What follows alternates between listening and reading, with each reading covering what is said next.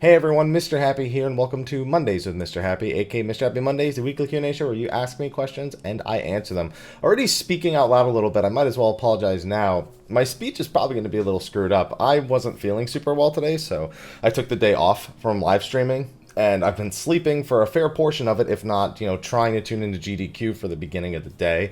And I can hear it, like the tiredness in my voice now that I'm speaking out loud. So apologies for that in this video. Hopefully it won't be too big an issue. But it's a good thing I decided to take a rest today because, the first quarter of the year we already know is going to be insane. But my schedule actually got pushed up surprisingly for that. I got into media access, which will mean live streams, YouTube videos this coming week of Temtem, which the easiest way to describe that is it's a Pokemon MMO. It's not Pokemon, it's monster collection and battling, it's got a lot of similar gameplay elements, but that's the easiest way to describe it as a Pokemon-like MMO.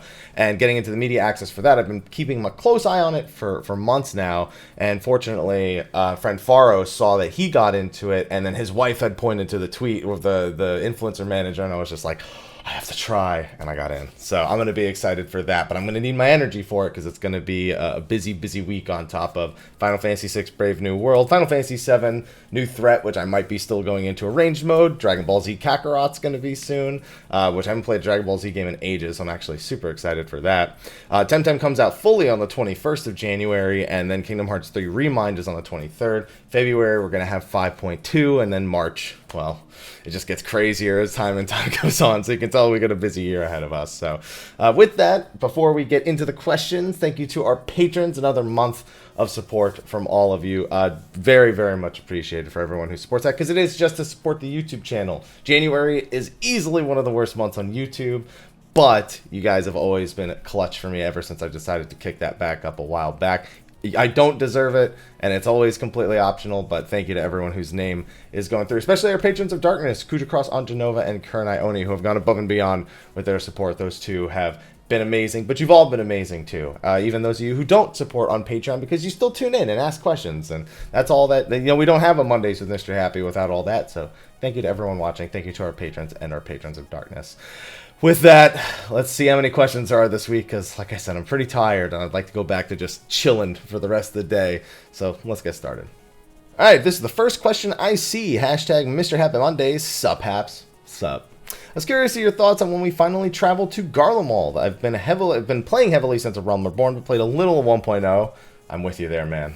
Don't worry, I feel your pain. Since our conflict with the Garleans started, I've been wondering how we will actually go. Will it be kind of like Stormblood, where we go through some smaller town cities recruiting, causing an uprising? Will it be more like Heavensward, where we are moving in relative secrecy? So I think the way that we think about our relationship with Garlemald, and if we'll even go there, because here's the thing, I don't think there's the expansion where we unlock all of Ilsabard and it becomes this whole huge grand adventure as this like push against the Empire. It's just not really the focus of anything. I think these smaller uprisings and some of the city-states and regions that were under control of them before everything that's happened is going to play a more pivotal role than actually just this whole like full uprising. I think when it comes to the Empire, a lot of it's going to be more about stabilizing and less about this giant pushback against them. So I wouldn't expect this expansion where it's anything like Stormblood. And to be honest, I don't think there's going to be a point where we just go to all of these regions in Ilsabard. It's generally described as this largely inhospitable land. Yeah, that's the word? Yeah, that's not the word. Inhospitable. It's bad. Brain not there today. It's just it's a really, really bad region that they've kind of used their technology and their awesome might to conquer. Although obviously it gets worse the further north you go into Ilsabard. I do think we will be going into parts of Ilsabard specifically for our exploration content in 5.x, mostly because the relic quest chain is going to be dealing with the fallout from Bozja Citadel, which was the citadel was destroyed during the Meteor Project by Cid's father during his experiments to try and use the power of Dalamud. It kind of caused like a mini a mini Allegan calamity, which was caused by something similar, dealing with the Great Moon Dalamud when Bahamut was trapped in it. So we've already gotten some backstory for that in the Gunbreaker questline. I would highly advise checking out the Gunbreaker questline because it's quite interesting. And I have a feeling that while they said the relic and exploration content are not going to be inextricably tied this expansion, I have a feeling that we still are going to be going there as part of the story behind all of that. So don't think it's going to be maybe anything that like you've described, but I think we will just go there in pieces, kind of like we have with other instance content in the past. All right, a non-hashtag question. Don't worry. I still check to see if it's a question, even if there's no hashtags. Hey, Mr. Happy, I hope you had the best weekend of the year so far. Dude, it is, got not a lot to compare to so far. You know what I'm saying? Out of my own curiosity, could you ask, feel like that's supposed to be a why Yoshi Pete for the if the old dailies could be revisited, specifically the Ixals themselves, simply because the reputation rewards are much worse than current Shadowbringers content. And what would be your take on this? Yeah, it's one of those things where like it kind of feels like they know that it needs to be better, but they also have done nothing about it. You know what I mean? Like we still have the 12 daily limit, but there's so many, and it's already limited daily of like how many you can do for the ones that are current and new when they come out. So getting towards that daily cap doesn't even really matter unless you're doing the old ones, which they shouldn't have a concern about there being a daily cap on in the first place. So let me just go back and say, can you ask? That's not how it works. I don't just email Yoshi P and be like, yo, so somebody said, yo, can you do this? That's not how that works. That's like, if I'm going to interview Yoshi P, it's going to be something that's like, sit down at a convention or like a premeditated, I'll send like questions over and, we'll see which ones are possible to answer, and then I'll get answers back, and that's when you've seen me do email interview videos in the past. So if I'm going to do something along those lines, I'm definitely weighing the questions that I have in importance to like stuff that's coming up and stuff that's recent. So I'll say this, if it's something that I feel like I could slot in, maybe, but I also know the kind of answers I've gotten to those things in the past. Like I've asked about raising the HP on a Realm Reborn hunts because people can just solo them and snipe them while communities are trying to work together to deal with them. And I've been given the response that it's old content, so it's just not like a super relevant thing to focus on. Now, maybe that idea has shifted because of their rework for Realm Reborn and the storyline for it, or for the quests for it, but I doubt it. So let's just say I'm not too optimistic I get back an answer that would in any way suggest that it was worth asking in the first place. That's just my honest take on it. And yeah, if they do, good, because again, it's old content, so they might as well just make it, something that's a little bit less of a pain. Fun/weeb question. Okay, before I read it though, is it a weeb question or a fucking weeb question? That's and for those of you who don't know, I have a running joke about this on my stream, where the weeb question is just like this, like super anime centric, like, it's like a, what's the word I'm looking for? It's awkward almost in a sense, the way it deals with like anime or manga or something like that, because I'm not super big on that stuff, and I don't mind that at all. But if it's a fucking weeb question, that's where I always describe the difference between a weeb and a fucking weeb like this. The weeb is the guy who's like, it's I watch a lot of anime and manga, and they kind of like, there's like certain tendencies that can be negative, but a lot of the times it's just kind of thrown around in like that community as like a whatever kind of term.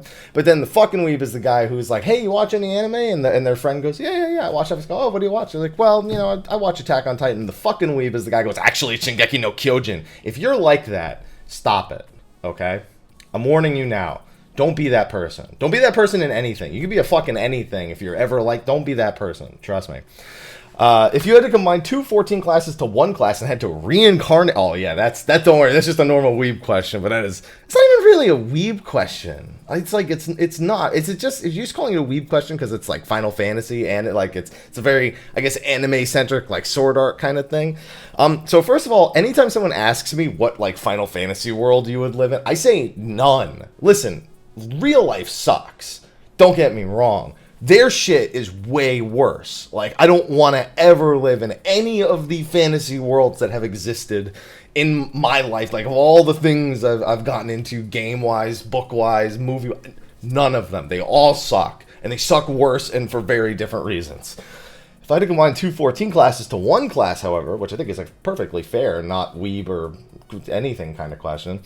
I mean, here's the thing. Puppet Master in Final Fantasy XI is the only job I ever look back in Final Fantasy XI goes, I need that in other games. It's kind of just like a monk and a Beastmaster, but instead of a beast, it's a puppet. So I kind of always think of that, like combining the idea, but that's also not a 14 class. I couldn't have Beastmaster, so... that's kind of rough. I guess in that case, I'd have to say Monk and Summoner, because I just like that. I like that dichotomy of views of, controlling the puppet but falling back on the fist, because I always love playing monks in all the Final Fantasy games. So I'm going to go with that. I'm going to go with Monk and Summoner, and somehow that gets me to my Puppet Master, which will probably be a limited job anyway. After that one. Hey, Mr. Happy. I've added syllables, I'm sorry. Hope you've been having a joyful day, cheerful week, delightful month, and a pleasant year. Well, it's off to a good start. All those things, I feel like you're playing on the fact that it's January 5th right now. Also, Merry Kurisumasu and Happy New Year. I feel like that's all Christmas. I think there's cat puns and Christmas, and I don't get it, though. So I'm going to move on to the question, which I probably, hopefully understand. I finally gotten around to playing Zodiac Age for 12 and having a blast playing Night Fron. My question is, why are Dark Knights always considered DPS jobs? It might just be how I first encountered a job, but whenever I think of a Dark Knight, my first thought isn't a self-defeating, self-hurting job with borderline suicidal tendencies, but a job that leeches and steals life from enemies to sustain themselves, a la Gafgarian in Tactics. It's kind of a bit of both. Dark Knight's been explored in a few different ways, and it's always kind of a mix of those things. I'd say that the original Heavensward iteration of Dark Knight basically took how Final Fantasy has handled Dark Knights and its HP pool and did it with its MP pool. That was like a very, very it just swapped which resource it was using. But Dark Knight has always kind of been this, I can sacrifice HP for more damage, but I can also drain it back. It is kind of like you described the second thing. And then, of course, you know, the be-all, end-all, it could always blow itself up for a ton of damage. I mean, that's been a thing in a few Final Fantasy games as well. But your interpretation, I'd say that both the interpretations you gave kind of meet in the middle, and that's kind of how a lot of us old school Final Fantasy fans define Dark Knight. And again, Final Fantasy XIV had that sort of identity with the MP pool of Dark Knight in Heavensward, but it's moved further away. I mean, to be fair, you could still rip that MP pool apart as a Dark Knight currently, but it's far less of an erratic sort of up-down process. It's very calculated based on burst windows nowadays, and just not as crazy in my opinion. As for something unrelated to your question, you like Dark Knight and Shadowbringers, hope they decide to further flesh out the priority system with their MP management rather than going the lazy route with a secondary combo that won't interact with job mechanics. They've gotten better and better at adding stuff that does, in some way, it either interacts specifically with when the job will be doing all of its damage, or with the job's gauges and resource management. They've gotten a lot better at doing that. We don't just see these random abilities thrown in there as much anymore. It happens, just not as much. So, yeah, I mean, I don't play it, so whatever other people want is fine by me. I feel as though I hate 14's iteration of Dragoon. I don't know what any of that had to do with Dragoon, but okay, well, at least it's self-realization's a good thing for the beginning of 2020. Next one, hashtag Mr. Happy Pap Map. Okay, see, that time I didn't add any syllables. Hi, Mr. Happy, and Happy New Year. Happy New Year to you as well. You might not remember, but I asked you a couple weeks ago how to help my friends survive the slog of Realm Reborn. I do remember that question. I get it a lot, but when it's like recent, I remember it. A couple of them have made it now living Heavensward. Oh, thank God. Leveling in Heavensward, I'm assuming is what you meant, so thanks for that. Now I'm looking for the future, wondering what the best approach to easing them into extreme and savage level content would be. Thanks for any advice you give. So there's two ways you can do this, and I always say it's the equivalent to teaching a child to swim. You can either hold them with, like, floaties, right, and just make them kick and slowly, and then you let go and they pick it up on their own, and then you take the floaties away and then they pick it up, you know, like a gradual weaning process into the whole, like, here's me helping you, but, you know, as you learn, then so you don't need my help anymore, you're on your own. Or you can take what I call the old school approach and just toss them into the deep end and just say, you know what, like, yeah, you'll go with them, but they're doing extreme. Here's the mechanics. You gotta learn the mechanics. You gotta take your lumps. Go into Savage. Same thing happening. Not this like gradual, oh, well, you know, first we'll do the normal raids, and then we'll do, you know, maybe go do the old extremes, and then we'll try to do the current extremes. You know, you'll get some extra gear from the other stuff, like the 24-man, so you'll be a little over-geared for it. And then after you've done all that, we'll go into Savage, and, you know, don't worry, the old tier, we'll do the old tier. It has Echo, and, you know, we'll sync it, but it has Echo now. No, you just toss them into the most recent shit as soon as they're ready, and they just go with them and just try to be like a healer or a tank or something that can carry a little bit more of the responsibility. I would actually say the better approach is probably to just at level 80 take them into whatever the most recent ones are, like making at least maybe just at the lowest go with like Innocence and Titania before going into Hades, and then do that maybe before going into Savage, like go up the natural ladder, but don't try to like take them back to old stuff, you know, like some people like to do. I don't think that approach works super well, but I'm also a masochist who likes to always be challenged to the maximum, so what the hell do I know?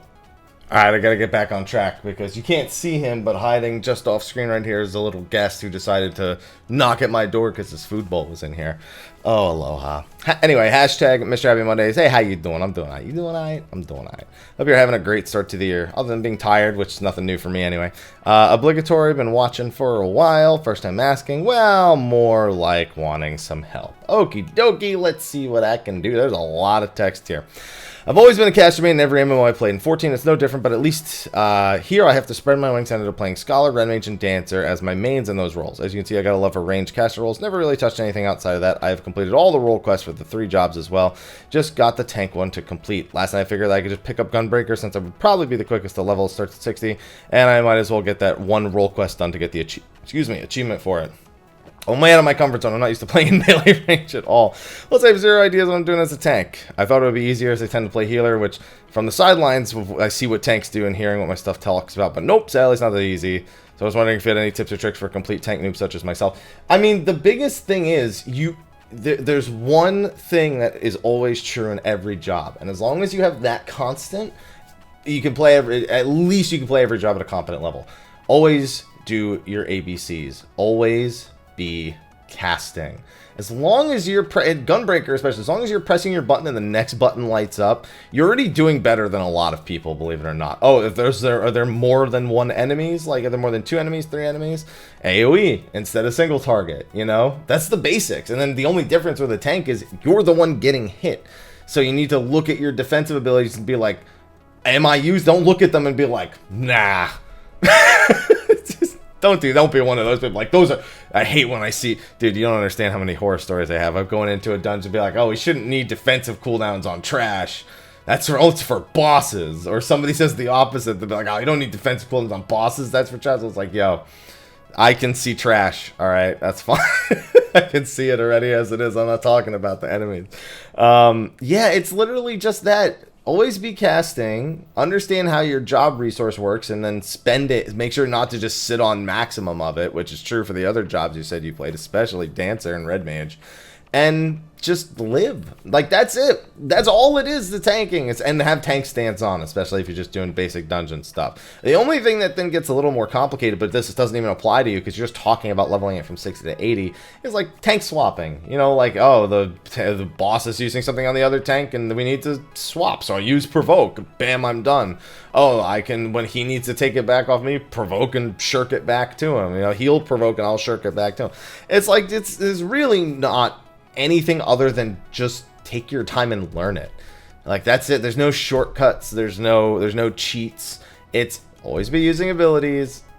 Always understand your job gauge. In the case of tanking, make sure you press your defensives and live. That's it. You see, I don't think you really need advice. I think you're all up in your head about stuff that doesn't need to be of major concern. And if you really are struggling with that, then take a step back. You know, keep playing Gunbreaker, but try going to something into lower level. Get used to using abilities there, then jump ahead 15 levels, use your abilities there, and do that until you're up to 60 or whatever level you are now. And then do that. Or do what I do. If you hate leveling a job, just do Heaven on High and Beast Tribe dailies. That's what I do if I don't really like playing Dragoon or Samurai, so that's how I leveled those. I just did Beast Tribe dailies like every day and like Fate Challenge logs and stuff. So that's your other option. Then you can just do the role quest. I can see Aloha now creeping behind. I think, what are you doing? What are you doing? You going to hide in there? No? You want attention? I guess it is getting kind of late in the afternoon. He's going to start asking for dinner soon. Hashtag Mr. Happy Mondays. Hey, Haps, how you doing? Been watching since 2.0 launch, but this is my first time asking. Well, glad you finally decided to ask a question. Let me preface this question by saying I'm not talking about DPS, but rewarding gameplay. Okay? Why do you think it's so hard for the dev team to fix the issues plaguing Monk and or create a nice new fluid rotation? Oh man, that is a loaded question. I didn't expect it to be so loaded. That is a video of its own. I'm a 95 percentile monk and have made the job since launch. However, I just finished leveling everything to 80 and was shocked at how much better supported something like Dragoon with its 5 weapon skills with the regular instead of the regular combo of 3 weapon skill evolutions with new animations, etc. And monk just continues getting extremely situational skills and rock practically the same 2.0 rotation, just changing out old OGCDs for new ones. That is not really a long question. It is a loaded question, and it's one that I've actually been discussing on my live stream a little bit as of late, because it is a legitimate wonder as to how monk keeps going. Like, it's funny when samurais were like, my level 80 skill is so niche and situational. How could you do this? As someone who played monk for as long as I did, I was like, oh, wait, you mean your newest skill is niche and situational? You mean you can't use it all the time? You can only use it like maybe a couple times. Wow. That must be really upsetting, huh? How do you think about that? Tornado kick, 6-sided star, Anatman. What do you think about that? You don't... It's funny. Oh, yeah, it is kind of funny. Right. I had no remorse for Samurai. I was like, oh, no. You got one skill that was situational. It's the end of the fucking world. Monks, meanwhile, are like, I can't wait to not have that. I don't know what the deal is. I feel like monk is due for just a complete overhaul next expansion. Like... For a while, I liked that monk was like that. I was like, I'm glad they found a job that they feel like they nailed the first time around. And that it's actually the hardest thing to expand upon just because they nailed it. Now it's like, well, what weaknesses can we shore up? What situations are bad for a monk? And that is what I feel like led to it. Because you saw as we got like Tornado Kick, a way to dump stacks so it's not completely wasted. Then they gave us ways to keep stacks through times. Then they gave us ways to use Tornado Kick and get stacks back more quickly. And that was probably the pinnacle of monk gameplay because it was the first time in years where things really got shaken up. Now the closest thing we get to shaking up monk gameplay is what? 2 true strikes in between the twin snakes? Like, like that's like the... And that honestly rocked my world when I was leveling monk, so I was like, my brain is not prepared to do positionals this way.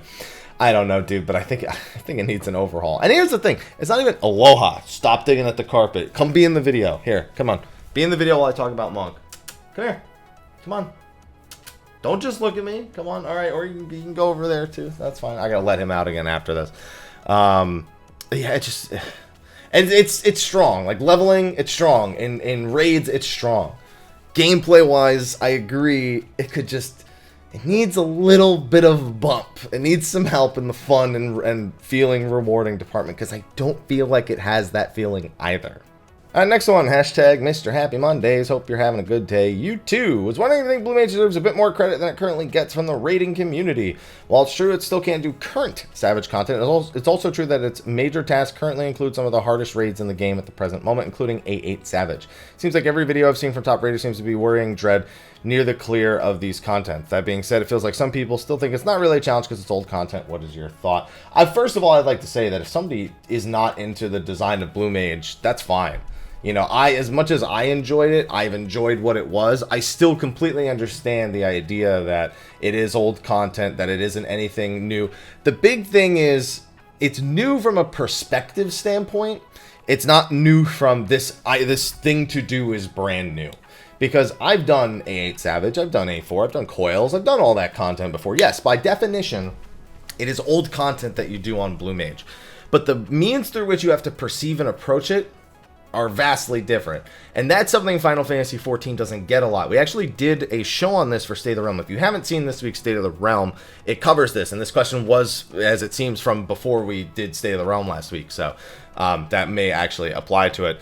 But Final Fantasy XIV often doesn't ask you to think about things very differently because it's a very static experience. You know, here's your raid content, here's your extreme primals, here's your main story. I love it for that consistency, but I welcome whenever it asks me to challenge my thought process in a different way. Things like soloing or even just doing with 4 players, things like Palace of the Dead and Heaven on High, Eureka, the Baldessian Arsenal, and Blue Mage. Those are all examples of places where I've had to kind of rethink the way I interpret Final Fantasy XIV and the way to approach things, and that's good.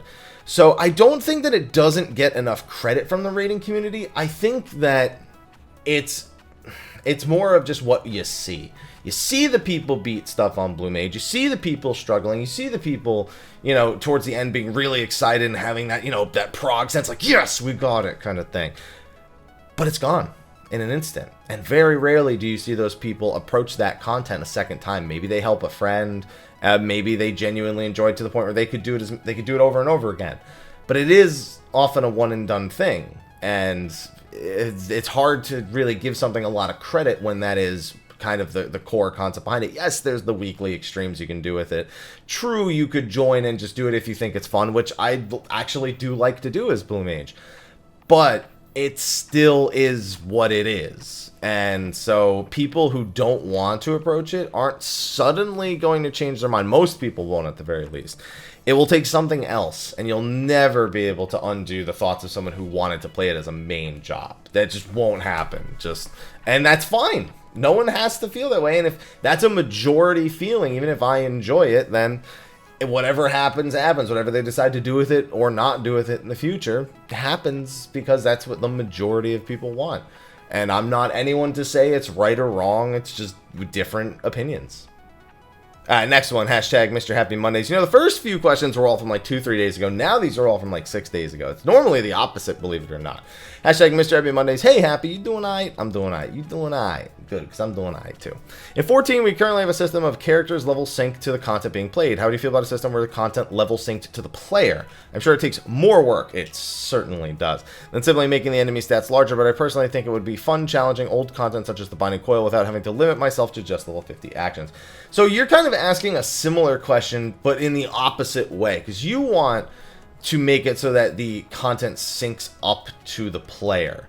Now, there are some things that do and don't work with that in particular, because what most people want is to be able to sink down into stuff and keep all their abilities, which is the more common thing, and I feel like you and those people are kind of asking for the same thing, but just to be able to play the content to their full capacity.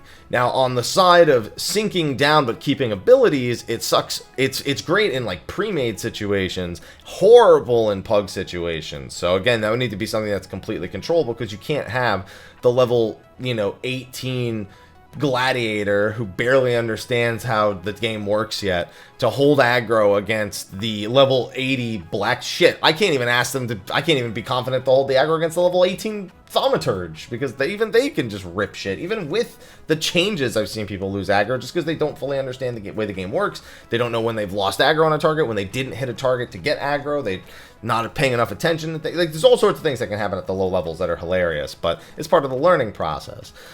You ask them to go in against a level 80. Nowadays with the amount of enmity you get, I'm more convinced it could happen that way, but still a bit hesitant, because it's gonna be a much different experience for the low-level person. And then if they get a full party of low-level people, they'd be like, well, what the shit? This is so much worse than it was with the other people. I think that's probably the more likely solution at some point, though, is to just sink down and keep all your abilities. Yours of syncing them up is I actually think it's in some ways a lot harder, because that means they need to have a formula, something that determines like the exact level curve and how HP and damage are all handled. Because the way they do it now, everything is tested for the level it's designed, and it's not tested for any other sort of level, whether it be soloing. That's why it took so long for a lot of the Realm Reborn EX Primals to get these kind of invincibility phases where you can't push them and force a wipe, because they just didn't design them to be done by these gradual changes in the expansions and sinking down with like the highest item level available. It just wasn't in the cards when they initially designed it, or it just wasn't a thing at the time, I should say. So yeah, to have that calculation handy would be insane, and to have it work from all content and sync it up, and it'd be more likely that they just have to design it again.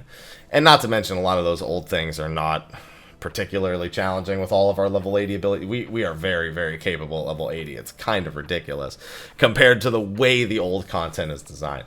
So I think it's more likely that at some point we'd be able to sink down and keep all our abilities, as opposed to what you're suggesting of everything else syncing up to us. I just don't think that's ever going to be in the cards.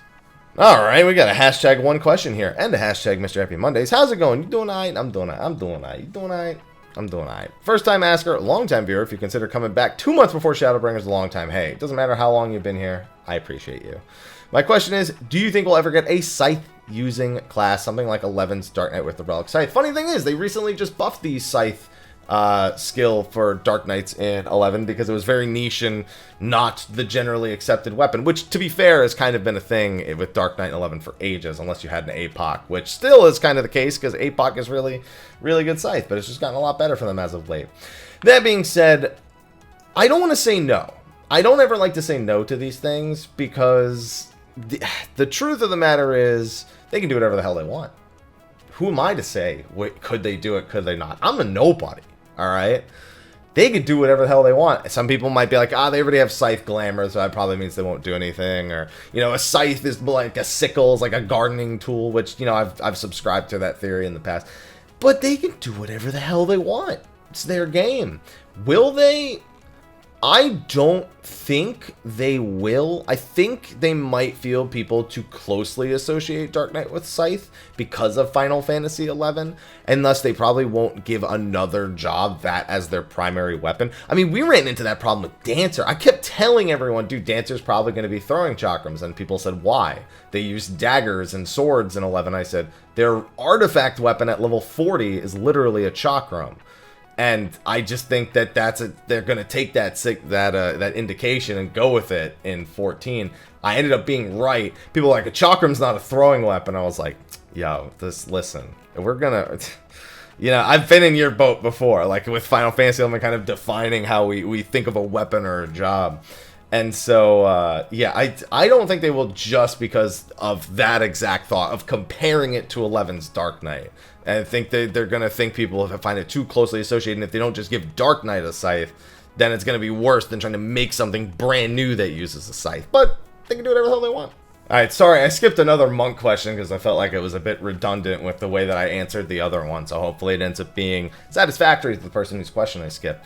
Hashtag Mr. Happy Mondays. A few weeks ago, you said you aren't really interested in doing duties because you don't care for the gameplay as much as that of the other content. So what is it about hunts that keeps you coming back? There's a lot of things about hunts that keep me coming back. I stay out of any drama that is involved in hunts. I always have because whatever, it's just I don't have time for drama. I don't care if someone's being a dickhead, or I just don't have time for it, man. I don't have the energy for just drama in my life anymore. I just can't do it. But hunts are just so vastly rewarding that because I can just do them so easily and so accessibly, I don't really have much of a reason to follow the gameplay of the other aspects of the game. I don't need desynthesis anymore because all my desynth markets -1 or 2 have essentially been annihilated. So I just desynth with spare items, but I don't actively search the desynth like I have in the past. So that's one thing that throws dungeons way out the way.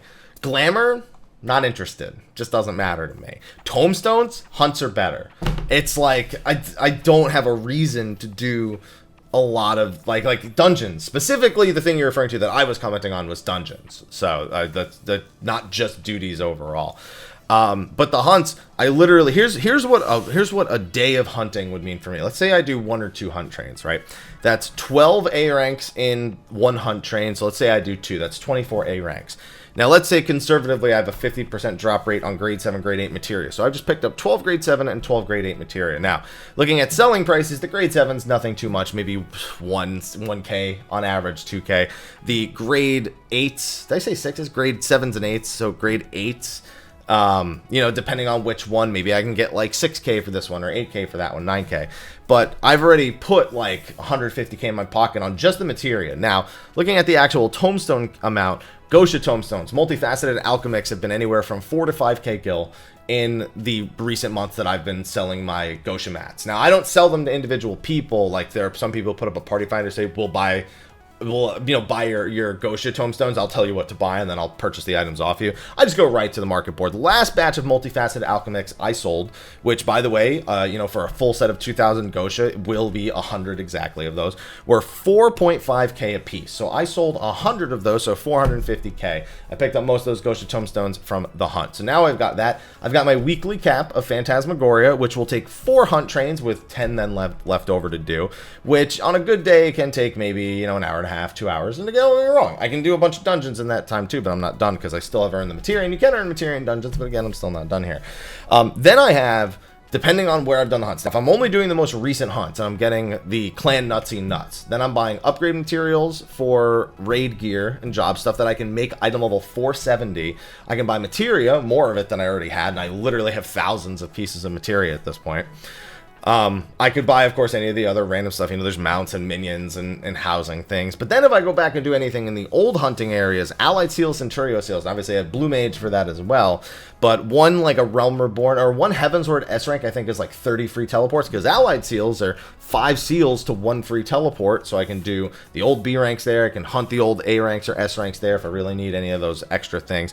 There's so many rewards under the hunt. I have no reason to do a dungeon. I'm not saying it's more fun. I'm not saying it's more engaging. Although it's certainly hilarious to see a shit ton of people get killed by the A ranks because just haven't learned quite how to go into the boss's hitbox and out of the boss's hitbox, or to stand on its left side and then its right side, etc., etc. On top of that, I do know quite a few people in the hunting community, and they're just good people to play with. They, you know, I've spawned S ranks before. I've helped with A rank trains before, not so much as of late, but I have in the past. And it's fun, and it's that part to me is more fun and engaging and interesting and hilarious. When I'm not saying that sarcastically. I mean, I'm thinking of it as like it's hilarious in like the almost kind of like I hate you kind of way when it comes to certain S ranks. But I've just had a lot more involvement than anything that ever comes out of a dungeon. Alright, next one. Hashtag Mrhappy Mondays. Happy New 2020. Happy New Year to you as well. Will they ever, or should they, add the combo system from PvP even as an option? There are things like the Black Mage PvP where Enochian changes to either Blizzard 4 or Fire 4. I almost said B4 and F4, confusingly. Depending on your stance, there are also skills that are gated from instances such as Summoner and Kindles. So, I'm going to be pretty brutally honest with this one. No to both. Now, actually, okay, should they? I'll say no. Will they? I'm not unconvinced they won't at some point. They've been pretty explicit in the past that the main reason PvP has these kind of shortcuts is because the content is very, what's the word I'm looking for? Dynamic. And that every match, every instance, every battlefield, every feast encounter is going to require a lot of attention out of the player. It's going to be different and dynamic to whatever situation you've ended up in that specific run. It's not going to be a run it back, it's the same every time thing like PvE. So in PvE, once you've picked up, you know, what the jump rope is putting down, you're jumping over it every time it gets swung. And the only thing then to test you at that point is how well you know your buttons, how well you know your layouts. So in order to properly give some sense of, I suppose, of a skill ceiling, they have to keep them separated like that. Now, of course, they've moved into trying to modernize things more and more over time. So will they? Part of the question is a legitimate question, because it's not that it couldn't happen, it's that it would go against previous statements, but, you know, development's always changing. So to say that it won't ever happen would be ignorant of me. I will say that doesn't mean there aren't things that PvP does that don't then make sense in PvE. Things such as Enochian being Blizzard 4 or Fire 4, depending on your stance. I mean, it makes sense. Fire 4 and Blizzard 4 realistically don't need to be different buttons on Black Mage, because they are only usable under a set circumstance, and one is never usable at the same time as the other, which I think is the ultimate consolidation thing that they can do with PvE and jobs, and I think those are perfect. And then once Enochian is up, so you can't use them without Enochian. Which mean, and then they can only be used when under fire or ice. So if you have Enochian up, the Enochian button is now worthless to you, in a sense. To some degree, that is mostly true. And then if you're in fire, it becomes fire. Like, it makes perfect sense. The way that's done in PvP is actually very smart. But to then take something like the monk combos or the dragoon combos or the samurai combos, that on the other hand is a whole lot of consolidation that would only be happening for the sake of doing it, I suppose, not because it's something that's nearly the necessity that it was maybe 3-4 years ago in Heavensward, when buttons were absolutely absurd. So I'm going to say, should they? No, outside of very select circumstances like the one you've named having a very legitimate case. But will they? I don't have an answer, but it's a real question. Next one, hashtag Mrhappy Mondays, hashtag 2 questions, pick one. I almost gave you another hashtag. I almost said hashtag 2 questions, hashtag pick one. Don't know why. How's it going? Thanks for the coffee advice. No problem. Hopefully you've found a decent coffee for you to try out, but if you don't like it, you don't like it. Do you think we will see Midgard's Armor's last 2 children in the Dragoon quests before we see them in the main scenario, like what happened with Estinian? I really hope Vertra and Asdaja are not just relegated to the Dragoon side quests, but what they do with there's really nothing to indicate what will happen with them, especially with the way with the way all the job quests actually went in this expansion versus the way that role quests were treated. To think that they would throw Vertra and Azdaja in a single level 90 quest, for example, in the next expansion, which I have a feeling that's what they'll do again, is one job quest at the final level, as kind of like a capstone to, you know, whatever happened at the previous 10 levels. I don't want to imagine Vertra and Azdaja being relegated to that. I do hope that, even if it's just a mention of them there, that they do make their way into the main scenario at some point. And I don't think we're done with Midgard's Armor either. He's just asleep right now.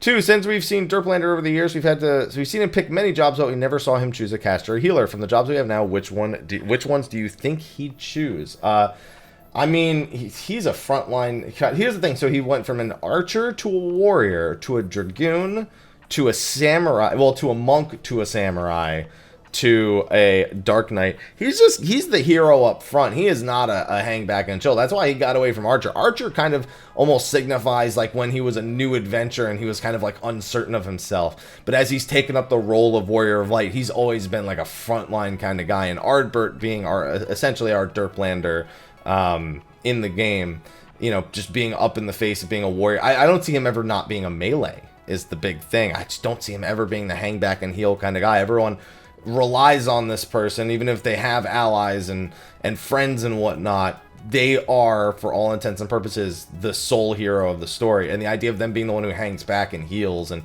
hangs back and casts just doesn't suit the narrative, I feel. So I don't actually have an answer to this, because I don't think it ever worked that way. I just don't think it makes for a very heroic display of the primary hero of the game. I just don't. Oh man, this actually might be a pretty long one, because I've had some pretty long answers. I mean, I guess after the nap, I had to do some talking today, right?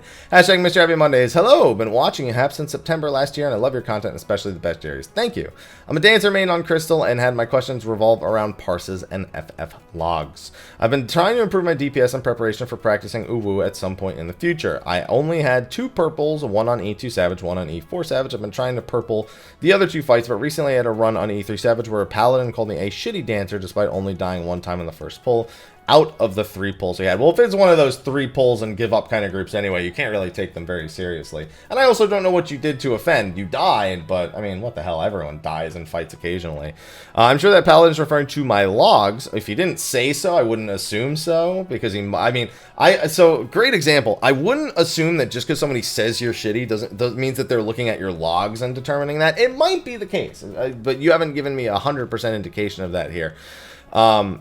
So I had a friend who was live streaming, and he was doing Labyrinth of the Ancients, and he was a tank. He played on Crystal, Ether, Primal, but he was playing on Primal on that day with his alt character, and he went to go pull Bone Dragon and be the tank, and he just tanked it right in the center, because I'm gonna be honest, guys, don't fucking bother pulling Bone Dragon all the way to the north anymore. It's pointless. It does nothing to serve an actual any point. The friggin' 6 skeletons that explode, if you do anything to heal in that time, you don't need to have the boss pulled all the way to the north to slow the explosion. It's just have, like, kill 1, maybe just 1 skeleton as it appears, and then just AoE heal. I don't understand. Just tank that shit in the center. But because he was tanking it in the center, because he's like, there's no point in dragging the shit to the north, the other alliances just called him shit, told his alliance to boot him, like, said, oh, Alliance A is going to be the slowest, oh, it sucks they get to go first on the second. Like, there's this constant beration the entire time.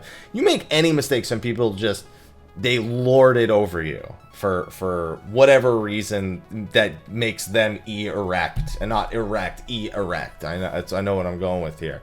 I don't know what's wrong with these people. So I don't know. It could be that, but if it's one of those groups that only lasted 3 pulls, I doubt he even checked FF logs. I sincerely doubt it. How do you feel about the community handles FF logs? Do you think a mediocre dancer like me will have a shot at ultimate? First of all, there's no point in calling yourself a mediocre dancer, especially with the way FF logs works for dancer. It is not as much in your hands as maybe some of the other jobs on FF logs realistically are. So first of all, don't call yourself a mediocre dancer, because you're setting yourself for a standard. And if you just say I play dancer, not I'm a mediocre, that's it. Because if you just call yourself that, you're resigning yourself to that. That's true of most things in life. Which is why you you don't have to be egotistical or gloat, but you have to at least believe in yourself, and that's not the sound of someone who believes in themselves. Will you have a shot at Ultimate? If you can do mechanics and do good enough DPS, you can do Ultimate. You don't have to be an orange parse, purple parse player. My first parse for, I think for Epic of Alexander was like a 74, and it's actually gotten worse every week for a variety. My last one this week, my dance partner had a 9 percentile, and I was like... And that's a big thing with Dancer, is your dance partner and your raid's DPS actually matter a lot, because it calculates your parse based on our DPS. So your partners, you know, the amount of DPS you're giving to the rest of the team is a largely relevant factor when it comes to what your actual parse looks like at the end for your RDPS. Then your personal DPS on top of that is a whole nother thing, which you might want to actually check your percent on that. I gotta stop playing with this. It's just one of those like bag closing things. I don't know why I can't stop playing with it. But yeah, I don't see why you would just take this one instance and all of a sudden assume that that means you're automatically a mediocre and you can't do Ultimate. You just gotta do it, man. You just gotta practice and do it. No one else defines that. No one instance in the Party Finder with a 3-pull pug group is determining that. Just get in there and kick ass. That's the end of it. Don't overthink it so much. Just laugh it off, move on to the next thing, and see what you can try to figure out what you can do better. That's all anyone can ask of anyone.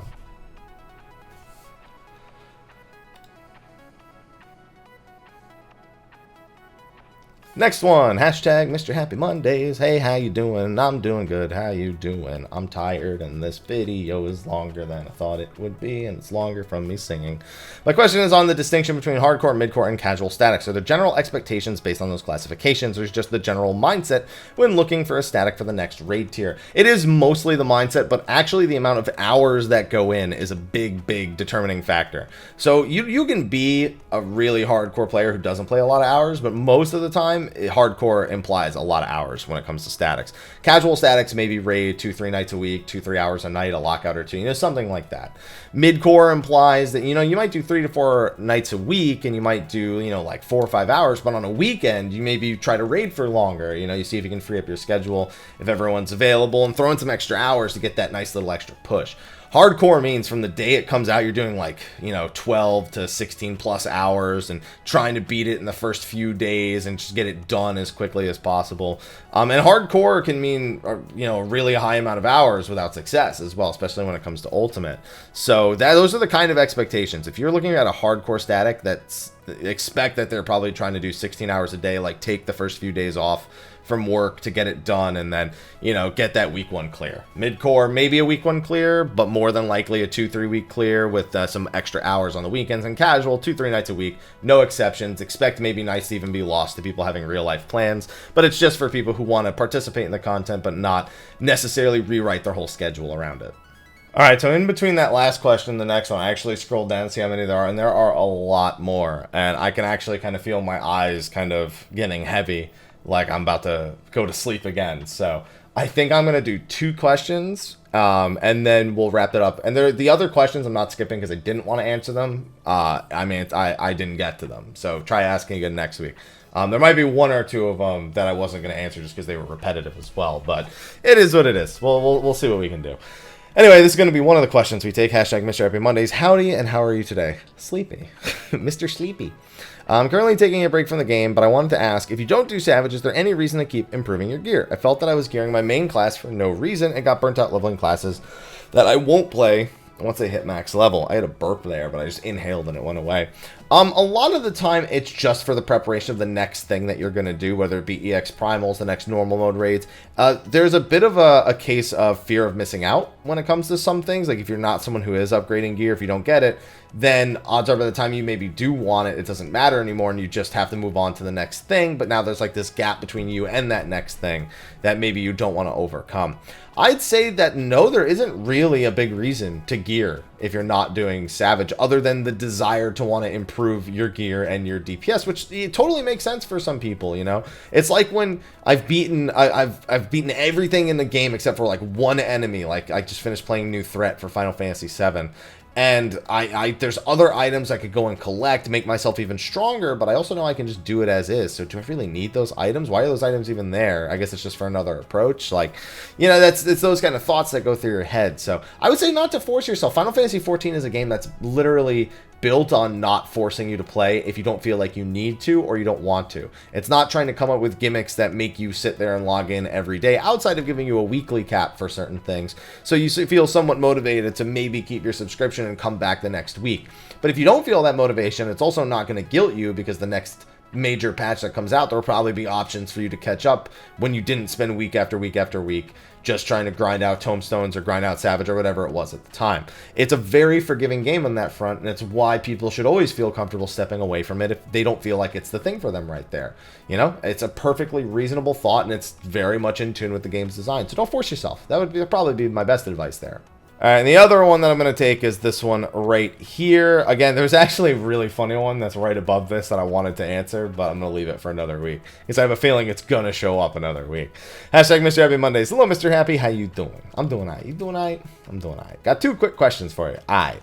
One, do you think the next expansion could have a housing district in the Crystarium or maybe somewhere in Calusia? No! Next expansion is going to be the Ishgard housing one. Some people are holding out that we'll see the Ishgard housing area before 6.0 because we're rebuilding it now. So reasonably by the end of the expansion, a bunch of servers, probably all of them, have rebuilt Ishgard, which should then theoretically unlock the housing district after that. I'm of the opinion that lore-wise we'll finish rebuilding the place, and they're not just going to be like, all right, we're done. Who's moving in? They're going to be like, all right, now that it's all done, we need to set up, like, you know, lore-wise, you know, we need to set up a, you know, a system for payments and hire the right people to look after the housing district, yada, yada, yada. And it'll become available in 6.x. That's my personal opinion. They have not said that. They have not confirmed that. That is just what I believe based on the text in the Ishgard quests and just my own guesses. Two, do you think Square will ever go back and make the Realm Reborn capital cities in Ishgard just one big area like Kugane, Crystarium, Yulmore, no loading screens? No. That I can guarantee you won't happen, unlike my previous one. Those areas are built that way with a very particular thing in mind based on the way the game was initially remade. The amount of data and processing and the amount of potential problems with fusing those areas, including the fact that a lot of them, not all of them, but a lot of them actually have kind of like blank hallways in between them that just kind of separate them by distance, but don't actually have any substance to them. It's only in a few specific spots, but that is one major part of it. That definitely goes against that idea. They're that way for a very particular coding and design reason, especially based on the limitations of certain things, whether it be just the rushing of the engine or, you know, trying to meet player demands or whatever it is. They've given us reasons in the past. I'm just naming a bunch of shit that probably doesn't actually apply to it. That's a big no. They'll just look to improve stuff going forward. They probably won't look back to those old city-states and be like, yeah, we need to make those better. Yeah, I don't think that's going to be a priority for them. That is going to be the last question for Mondays with Mr. Happy this week. Again, there are other questions, but this video already went on longer than I anticipated, and I'm very, very tired. So I should definitely go and take my rest again before the busy week. I got Temtem tomorrow after I finish capping my tomestones for the week. So with that, thank you everyone for asking your questions. If you have questions for Mondays with Mr. Happy, throw them in the comment section below. Hashtag, no hashtag, doesn't matter. Just ask a question. It'll be fine. I'll try to get to it. I'll do my best. Also, again, thank you to everyone for watching, everyone for commenting, our patrons, of course, and our patrons of Darkness, Khuja Cross, and Kurenai. Thank you, both of you. With that, it's sleepy time for you, boy. I'll see you guys in the next episode, and until then, take care.